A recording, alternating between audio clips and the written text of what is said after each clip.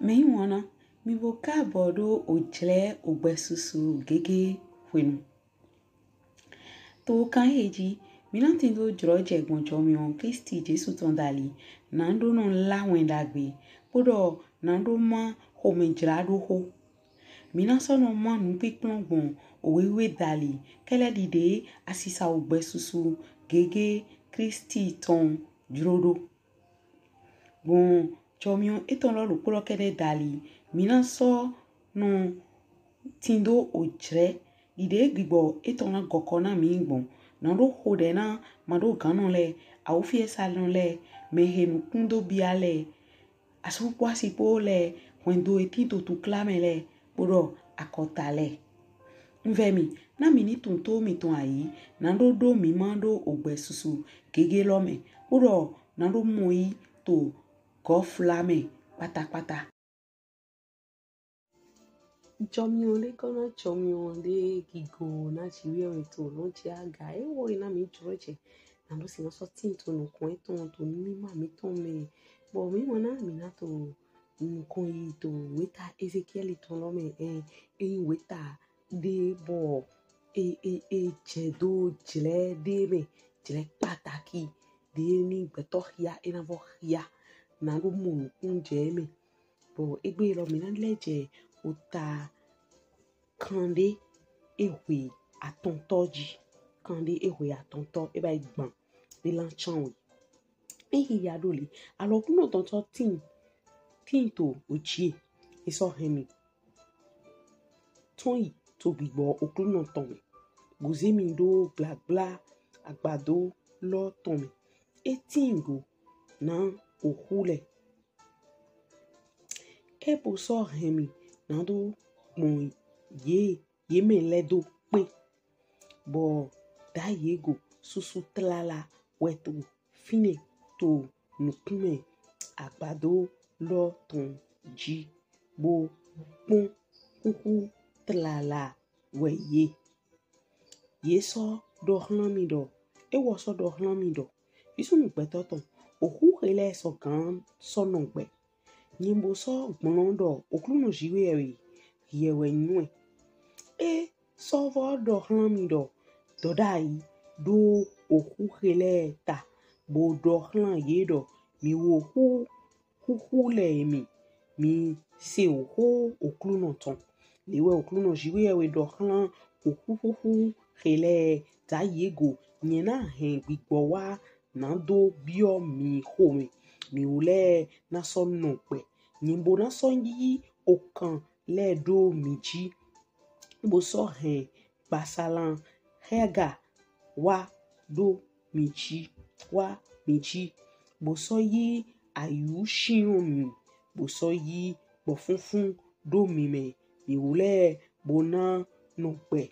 mi bona so nwe do nyewe okuno mo nyin do dai le ye de pe na mi le ye de pe na mi do podo le nyin do dai wi hwan de tin fine bo da yego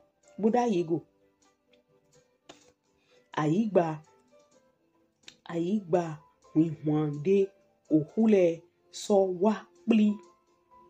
do po ohu che ohu etonde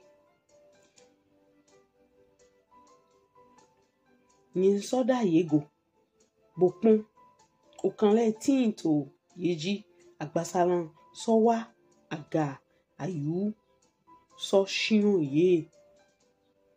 tagba shigba bo funfun de ma tin to ye megba wenu we e wo do hlan mi do dai hlan bo funfun lo do dai fi sunu gbe toton bo do hlan bo funfun do lewo kunu jiwe ewe do gbigbo wasun uche hun enile me bo bodo alantoshio eheji na yeni do no gbe mo yin do dai le ewo de pe na mi do bo funfun so wa bio yeme ye so no gbe bo shite tó àfọ̀yé tán lẹ́ẹ̀jì àwọn funtọ́ dàhó gégédé pé nínú ẹ̀ dọ̀hlọ́mìdọ̀ físùn gbẹ̀tọ̀tàn òkú ẹlẹ́wẹ̀ òkú Israẹli tán pété dáyégò yédọ̀ mú yẹ̀hẹ̀ òkú mi tán lẹ́ẹ̀hú yésọ̀ hẹ̀ tó dídó mi tán bú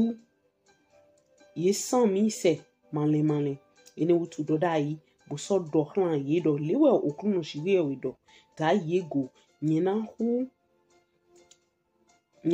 òyọ̀dọ̀ mi tán lẹ́ẹ̀ bùsọ̀ hẹ̀mí náà dó hẹ̀jì tán sún òyọ̀dọ̀ mi tán lẹ́ẹ̀mẹ̀ wá mi gbẹ̀tọ̀ ṣe lẹ́ẹ̀mí nyìnbóná sọ hẹ̀mí wá bíọ́ àyígbà Israẹli tán mẹ̀ mi wúlẹ̀ bóná sọ nyúẹ̀ dọ̀ nyìwẹ̀ òkúlùnù ìnùẹ̀ náà nyìnkó òyọ̀dọ̀ mi tán lẹ́ẹ̀ bùsọ̀ hẹ̀mí náà dó wá hẹ̀jì tán sún òyọ̀dọ̀ mi tán lẹ́ẹ̀mẹ̀ wá mi ò mẹ̀ ṣe lẹ́ẹ̀mí nyìn náà sọ yí gbọ̀ funfun ṣe dó mi mẹ̀ mi wúlẹ̀ náà sọ nù gbẹ̀ nyìn náà sọ dọ́ tẹ̀nà mi dó tó àyígbà mi tán títí mi wúlẹ̀ náà sọ nyúẹ̀ dọ̀ nyìn òkúlùnù kò dọ̀ ẹ̀ bùsọ̀ yí bà sí wọ̀ òkúlùnù dọ̀ òhó òkúlùnù tán sọ̀rọ̀ wá dé dọ́mú gbọ́dọ̀ hìyẹ̀ físùn gbẹ̀tọ̀tàn hìyẹ̀ ní yí àti dòpó gbòwúràn àwẹ̀ dó èjì náà Júdà gbọ́dọ̀ náà òfin Israẹli òpè ètàn lẹ́ẹ̀tàn wẹ̀ nínú sọ yí àti dèvò bùsọ̀ wọn àwẹ̀ dó èjì náà Jósẹ́fù àti Efraimu tán gbọ́dọ̀ òpè Israẹli òpè ètàn lẹ́ẹ̀pọ̀ tán bùsọ̀ pò yé náà wẹ̀ èdè dọ̀ òde dó àti dòpó náà yé ní dó lẹ́sùn dòpó tó àlọ́ tó èmẹ̀ ònùẹ̀ náà òfì òmẹ̀tò ẹlẹ́tàn bóná dọ̀ ó hàn wẹ̀ dọ̀mú pé yẹ mọ́nà dọ̀ nùhè yẹlẹ́gbọ̀n ehèldàlì yàmí dọ̀hlán yé dọ̀ léwọ̀ òkúnù síwé ẹ̀wẹ̀dọ̀ táyégò nyìn náà yí àti Jósẹ́fù tán lọ ètí tó àlọ́ Efraimu tán mẹ̀ gbóhùndò Israẹli òpè ètàn lẹ́ẹ̀pọ̀ nyìnbóná sọ yí yé dòpó dó èdè dó dè yédọ̀ àti Júdà tán bùsọ̀ hẹ̀ yé zùn dòpó yé náà sọ yín dòpó tó àlọ́ tó èmẹ̀ àti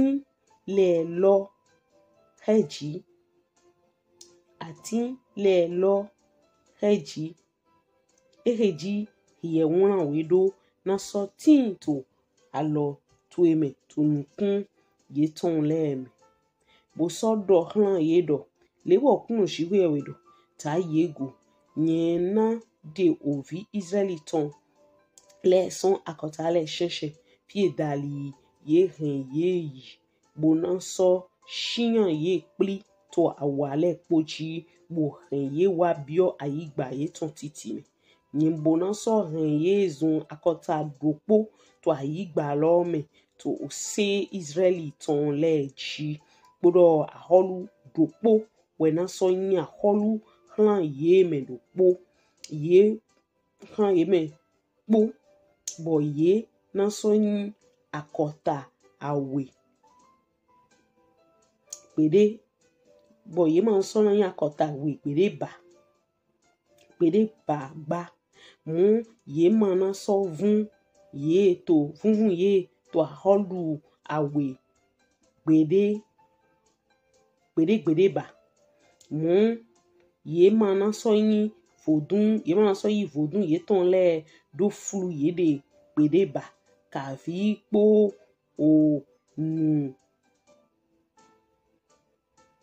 ònú hìọ́ àwù yé tán lẹ́ẹ̀ kpó bà kàfi kpó o seme je ye ton le po de pepe po shiba nyina ren ye son ago jo do godo ye ton le po me eke me ye ko wa nyan do te bo ye na so le ye we mo ye na no ni o meshe ni mbona so yin shikwe ye we ye ton bo David she Davidi na so yin a holu to yeta ye me po bona so tin do le ngbo hoto do po ye na no season ga to wedida sheleme bona so no pai o sendo ai shelego bona so basi ye bona so no aigba lome ke nye nko na hlan Jacob David eheme oto miton le no yo le na so no yo le na so no fine me yo le po vi ye ton le po kakadoi David she Davidi na so yan holu ye ton kakadoi humo nyina basi alenu chicho oton de po ye po enayin alenu ma dropo do de to ye de ye mbona so na yewe bo ye chideji bona so ze fiwiwe shedo blagla ye ton me kakadoi ogohuto she ga na tin to yeta ye bona so yin chiwe ewe ye bona so yin chiwe ewe ye ton yo le bona so yin o meshile akota le lo bona so yin lo nyewe okruno nwe clan Israeli do wiwe kwenwe na fiwiwe she na tin to bla ye ton me kakadoi ni she me wana bo we tade we gona ehe yin o mo je me supo gbodo nugbiwra echiwe enje gbonu po ni no mo na tumo na nugbo dide ndito na gbon mi na bye je kan hiwawe shigba cheju ogban we mi do enu alan pe deji we de nu bo ma do den ndeta na ro nro o weta Ezekiel ton ta kande ewe aton lodo chiwe ewe dua holu to nu enye ton le poji chiwe ewe dua holu to nu enye eton le poji bo apati tan nro voji nkundido Israelite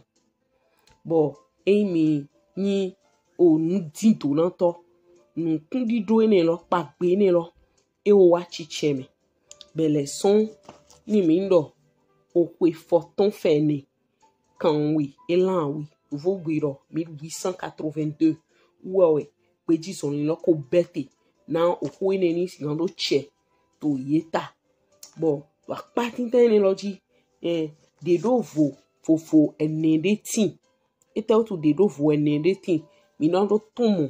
dogbon nu yiwa shiwe ewe ton lo tali do hlan togun eton de do vo titan lo doyin o hwihwan de Ezekiel se dogbon o hu lo le tali bo dide ndodo okwe forton fene kanwe elan we lo 1882 uwe ehin o awu hwihwan gbodo nouveau da hole po fondo yeji son roshi atome bo ye va supo sudo bo ahwan da ho tintan ayo hon ble bouton ke ye fun to en 1914 wa 1918 ene lo so yin hwihwan le bo eso hen ye ton do po ton kule do po bo cleansing le po yo vo gbe le po yo le du to ahwan he odo Ottoman tonji na do tun Palestine ti si akota do te son ehe male nule si hi honsi bo ehe wi hwan aweto he ye rodo okanle he wa eyan pasalan loji to ehin o ahwanda ho he fun panta jule we ne ye rozida yi otogun Palestine ton lo ye wule ni tito da ho de basito togbon achepipa o cleansing le ton dali bo to class poso wa fondo eji bon o manlenle dali bo to wenenu yeso amu a fiesa bo ye kan tonto ni wenu ya gbasan lo wa chon ohu ati okan leji bo nu yi wa ene lo edo yin jegbonu kwende chi wewe wa degbe na rododo Israeli na nya kota yo vo gbe iro okwe lodo 1914 to 14 mai 1948 pardon 1948 bo akota le po nyon do nyon akota ga wa pa ene to yin o igbo funfun si jile do yeme ene ro mo wa chicheme nítorí when we Jesu Kristi wa we do na mo jro je ene lo yi shigba when we ma yi Jesu Kristi ta ibi me hulen ganto bo edodo ye ji wo te eji Nazareth wo we tento bo hen bo chanko bo fleko bo we do satingo bo do kondo po Roman le ton le po ye gbon pagbe lo si anpa pagbe lo ma n chiche to yeji we hemi bio apa we tome he nrodo be plido po yoyo akota awele ton bo ni mi hihi ato ganji to beleson afochan tonto fi he ye dodo te domlo me afochan tonto fi he Ezekiel dodo dai lo te do jiwe do ni yopo titane bo won we do opology bo iro opo titan do okwendo Juda ton bodo Israeli ati ogbe eton le po bo so yi opo aweto bo so won we ene lo tinto afo fonton maman trop wan hi ami ni se afo eton fonton o kun ton so bo wa de do mo bodo hi vi sunu gbe toton hi ni yi atin dopo bo wan we do eji na Juda bodo na ovi Israeli ogbe tonton le wenenu so yi atin devo bo so wan we do yeji na Joseph atin Ephraim ton bodo okwe Israeli ogbe eton le ton po bo wenenu lo we okulon wa do pipon han ti ayigbaji blebu donc do han mi gbero po ton do pon do de yi do boya ni ekonbo chan ye gan mo ro ayigba blebu de mi tinte me pupata akota Israeli ton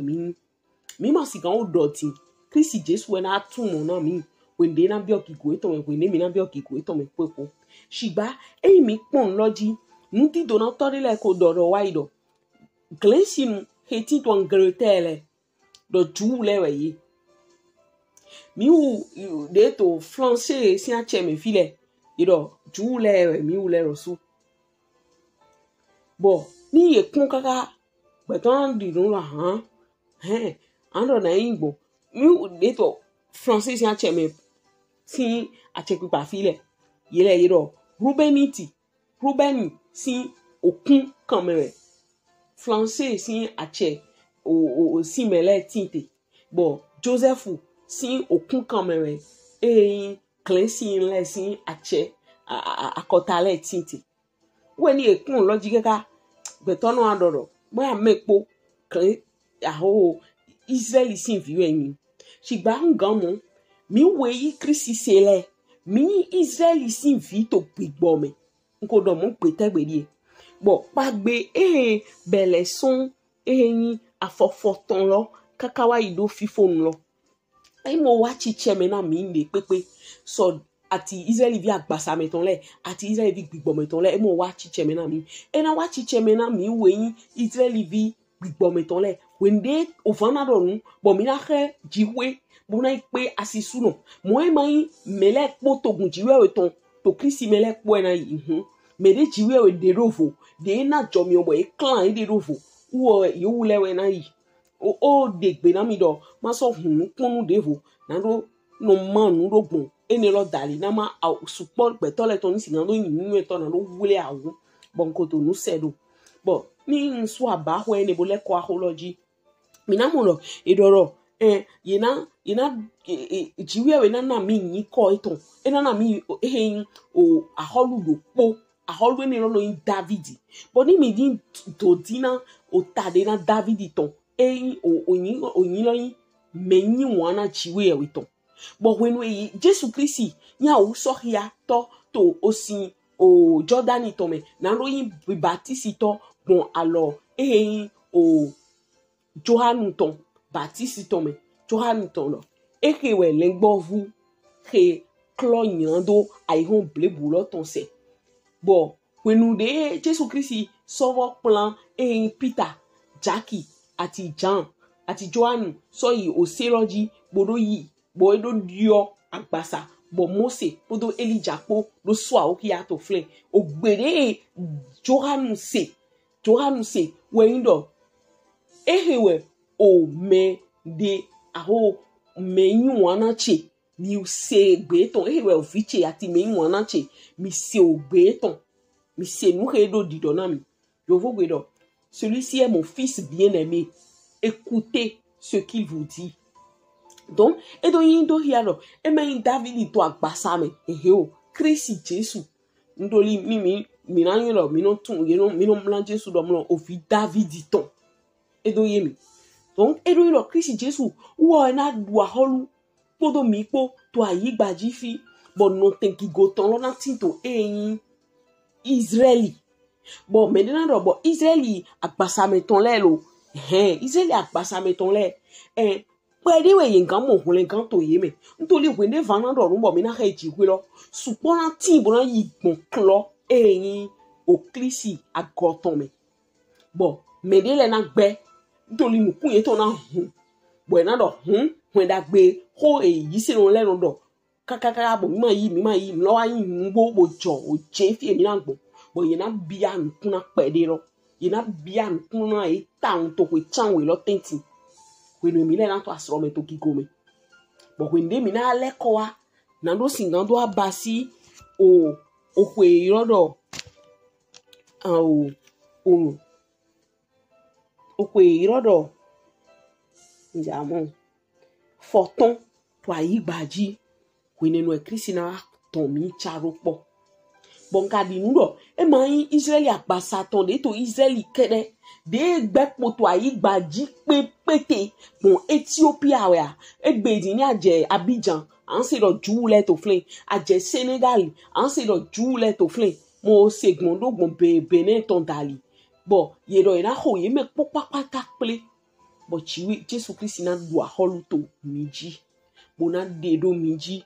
me he mo do mlo ye jeha buya solo yi wa to pipe me le bo nu etewe mi si gan de son flen nu lo po de gbigbo kun ton na mi yo ino yi se no to krisi me a to dido to bublo e ya to dido to bunu ayi gbaji fi ton le ogbetere aje ido to lon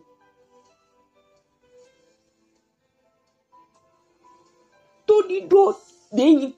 taji lo we ino ni nku manku ni krisi ton bo when de krisi na adwa holu na tin podo epo to di do ene no ma amadu ahembu kule pon de pepe nko me agbigbo so de kule pon lo sie so de nku bia lo sie so ni Jesu Christ do very to di do lo bublo to di do ene lo ni ti tengbe boya adu ti do ro emi na amu ason emi na amu fiji emi na amu asuda emi na amu kwegba jile pede we tina mina bio jile kiko tome bo boya ko echo ko e na fo o fan kan do mi na pe Kristi to asro me ete anyu ete yen po ye po nyu e do kuntali to mi ma nyonde ti we o to baba kede we nyu but Jesus Kristi we ne tindo tinto ai gbaji fi we ne devile kambe romlo na we lona yido o we ten we na wa bona bi akodu e to me edo emile mo ma nyu o to kede ai gbaji fi ete bro romo we no e ka ro yi lon lo e na wo nyu ntoli ni o to na de gbe do wai ye me hulen kan to fiche na do plan asisu no to wa e na nyu e to we do je romlo ma do han to idobu bo ma he to do mi to lo bu eduna he mi bo mi na to pe si so me kwele pon na do sinkan do chapo Kristi po to asobe nko de to Jesus sin come do no ai hon to e do no de pe kure pon de na sin so nde ma glon le na mi na ki go ne lo to Jesus sin come nde ma glon le na mi na no te fi ma so inu kon gan mo na do na ni na pataki de to muntin do na chele me muntin do na to le do ro mlo ohulo le de yin de Yesu so for de elan chiropo but when we yero yiro Israeli na ro nya kota o délégué de yiro bo yin Israeli TV le wa igba blebuji ye me do polopo for de elan chiropo but de nje energy o tache tite ndo hoji yo to yin gbo e ma do block we eso anami kan reji lomro magbeje we to na wa chiche me o holo do mi to teza mi ka me lomro fana do nu mi na pe Kristi to aso me do ni lomro aho ye ma de Kristi science son aigbaji po gigbo kuno to po o Kristi agoma kan wa aigbaji o holo nu gbo e je ma je hohwe e ma je igbahwe e ma je iwule alo e ma yen do mo lo ni ai nu to gigbo me to bono le npon gigbo kun to na tun mo na wo na do enka shedeji ma idun kon gan mo ngbo ma ho de baba to Jesus sin come mi do ndo we do gbon jire ana mi bo mi do mo na do gbon weta Ezekiel ton o takande e ku ya ton to lo me bo mi mo lo